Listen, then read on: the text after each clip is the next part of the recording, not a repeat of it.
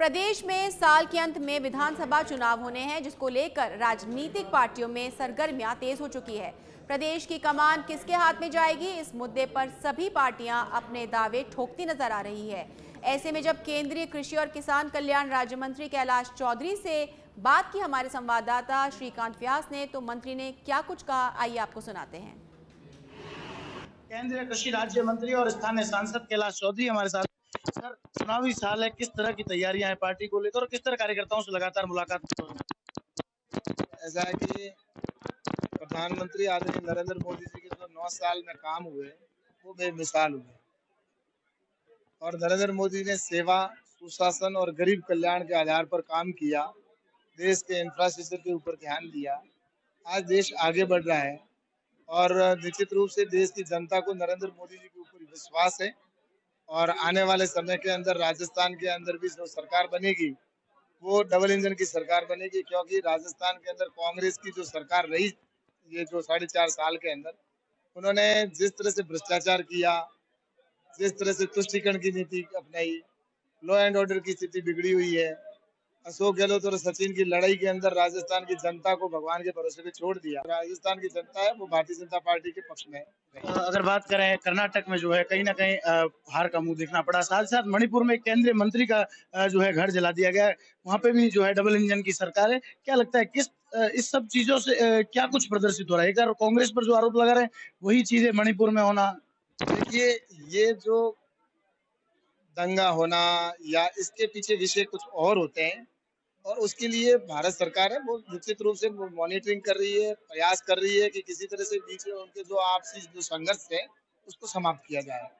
और उससे मैं ये कह सकता हूँ कि जिस नॉर्थ ईस्ट की आप बात कर रहे हैं, आज नॉर्थ ईस्ट के अंदर जो विकास हुआ है उसके ऊपर भी हमें चर्चा करनी चाहिए। नॉर्थ ईस्ट के अंदर जब यूपीए की सरकार थी तो उधर कोई मंत्री जाता तक नहीं था और विकास में सबसे पीछे, जैसे हिंदुस्तान से अलग था। उन लोगों की मांग ये होने लग गई थी कि हमारे को तो अलग देश बनवा दो, हमारे हिंदुस्तान के साथ रहना भी नहीं है, क्योंकि वहां पर कोई केंद्र सरकार की योजना पहुंचती भी नहीं थी। लेकिन नरेंद्र मोदी जी ने प्रधानमंत्री बनने के बाद में वहां पर डॉनर मिनिस्ट्री अलग से बना दी नॉर्थ ईस्ट के लिए और उसके बाद में आज रोड कनेक्टिविटी है, चाहे रेल कनेक्टिविटी है, चाहे फ्लाइट से कनेक्टिविटी है। और सभी मंत्रियों को कहा कि हर 2 महीने के अंदर आपको केंद्र के मंत्री को स्टेट नॉर्थ ईस्ट के राज्य के अंदर जाना है। तो ये सारा होने के बाद में अब नॉर्थ ईस्ट के अंदर सभी, जहाँ पहले सभी प्रदेश सुलग रहे थे, लेकिन आज जहाँ सब जगह शांति थी, लेकिन एक स्टेट के अंदर हुआ है तो लेकिन हमारी सरकार है उसके ऊपर पूरी निगरानी रखते सुविधा हो जाए। कहीं ना कहीं बार बार जो है अशोक गहलोत कहते हैं कि चुनाव आए हैं इसीलिए ईडी जो है राजस्थान में आई। चाहे चुनाव के टाइम में आओ चाहे पहले आओ, ईडी अपना काम कर रही है, सीबीआई अपना काम कर रही है। और पहले भी नहीं है, कोई आज तो आई नहीं, ईडी तो पहले भी आती थी।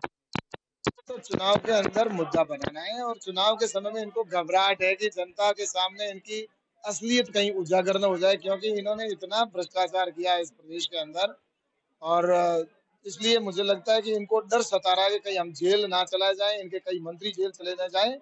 और अगर ईमानदार है तो जांच होने तो मैं किस बात का। और मैं बताऊं, भारत सरकार के अंदर आज मैं मंत्री हूँ, मेरे ऊपर कोई भी आरोप हो तो आप अगर लगाइए ना, आपकी चाहे सीबीआई जांच करे, चाहे ईडी करे या इनकी एसओजी कर ले, कोई भी करे ना, मैं अगर ईमानदार हूँ तो मेरे ऊपर कोई कोई कुछ भी फर्क नहीं पड़ता, 100 मुकदमे हो जाए। दावा है कि चुनाव के समय में जो है वो पता चल जाएगा कि कौन जो है वो मतदाता किस और रुख करते हैं। लगातार जो है बीजेपी प्रयास कर रही है, लाभार्थियों कार्यक्रम कराए जा रहे हैं, सम्मेलन कराए जा रहे हैं और इसको लेकर जो है मंत्री का यहाँ तक कहना है कि फिर जो है डबल इंजन की सरकार बनने वाली है। लेकिन वही अगर बात करें स्थानीय मुद्दों की तो उस पर मुंह मोड़ते हुए नजर आए। श्रीकांत, सच में धड़क, जैसलमेर।